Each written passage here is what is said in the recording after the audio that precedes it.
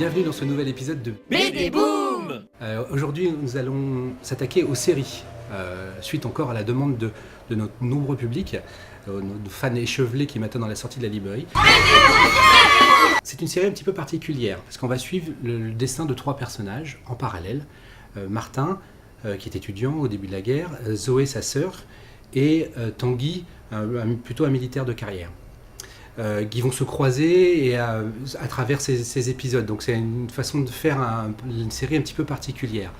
Je pense que les scénaristes lorgnent vers cette série Un village français. C'est les mêmes thèmes qui sont abordés, la collaboration évidemment, la résistance et donc la réflexion sur qu'est-ce qu'on fait dans cette époque-là.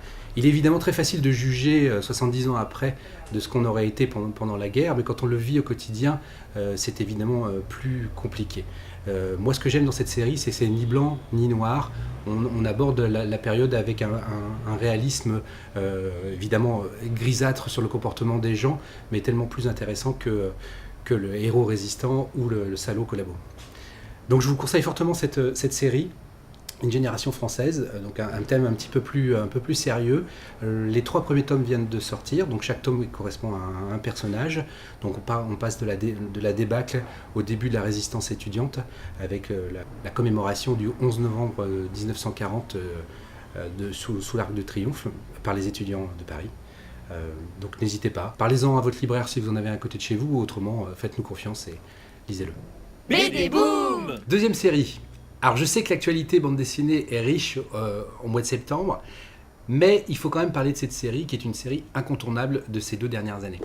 C'est Les Vieux Fourneaux chez Dargaud par Lupano et Coé.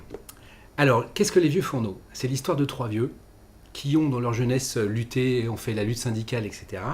Et dans le premier tome, la femme d'un des 3 vient de décéder et chez le notaire, il va apprendre qu'elle l'a trompé il y a 50 ans avec le directeur de l'usine contre laquelle ils ont lutté. Donc à 70 ans, il décide de venger son honneur, il prend son fusil, part en Italie dans la maison de retraite où est en train de sucrer les fraises le fameux directeur de l'usine qui lui doit taper les 90. Les 2 autres, dont un qui conduit, qui est à moitié aveugle, partent à sa poursuite avec la petite fille enceinte jusqu'aux yeux. Donc vous voyez, l'histoire est déjà rocambolesque, les dialogues sont... On n'a rien fait de mieux depuis Audiard. Les personnages sont complètement drôle, anarchiste, pas du tout politiquement correct. Enfin, moi, je rêve de vieillir comme ça et d'emmerder le monde de cette façon-là.